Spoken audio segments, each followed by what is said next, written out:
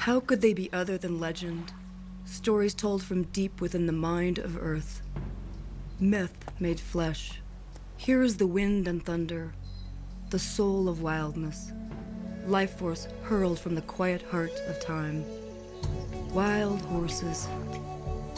Nature at her most eloquent. They speak of our most cherished longing. They speak of freedom. Just to know they are in our world is to know that in this ever more confining age, we too can be free.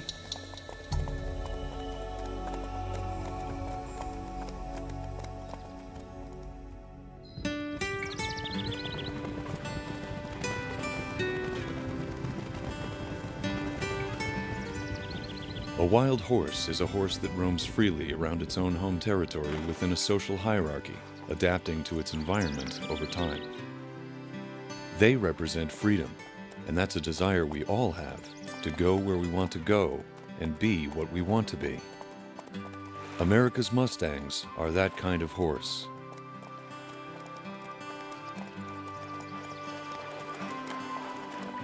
When you see a creature that can adapt better than humans, that can make use of its habitat and can still reproduce and still be wild and free, it tugs on us. We're not that wild and free.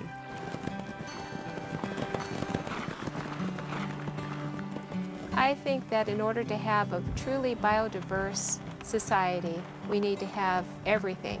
And two things you look at, the biodiversity of the environment and the health of the plants and the health of everything within that environment, and that's what makes a healthy society.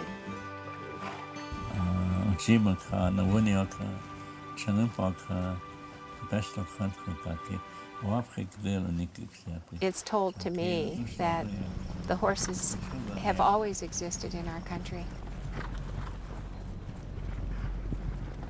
I think when you're looking at the wisdom of wild horses, you just have to look at their ability to adapt to their environments. Wild horses are extremely adaptable, and I think they offer a model for us that we can use in other species that show us what their cooperation strategy is, what their social bonding strategy is, how do they adapt. They call them Milahanska, long knives. It's told to me that the horses have always existed in our country. America's wild horses are accused of being feral, non-native, and an invasive species, even though running nomadically on this land is what they've done forever. One reason that they were able to survive over long periods of time because they adapted to the human conqueror, and the human conquered them, so to speak. Horses, generally in every culture, are connected to the soul of all people, because almost every culture either used a burro or a horse in its civilization. So I believe that there is a deep connectedness between humankind and between horses. It would have been a lot more difficult to accomplish things in America without the horse. Probably one reason that we as Americans don't eat them, because we look at them as a companion and as a partner with us.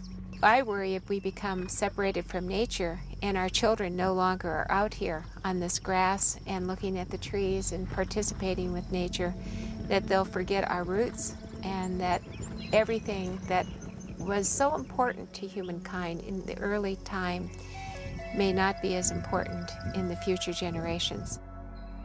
In the sound of their beating hooves is a thundering connection to our most primal instincts and a rhythmic reminder of our remarkable ancestral journey together.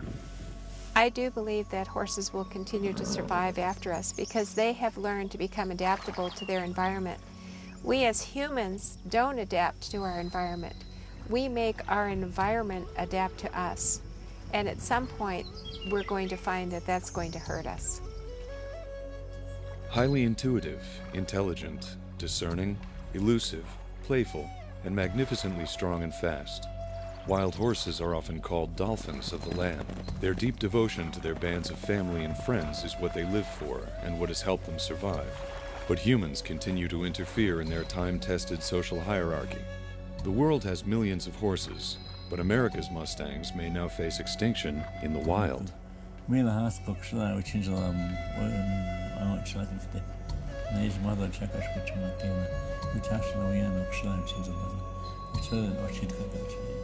Cashless one, okay, okay.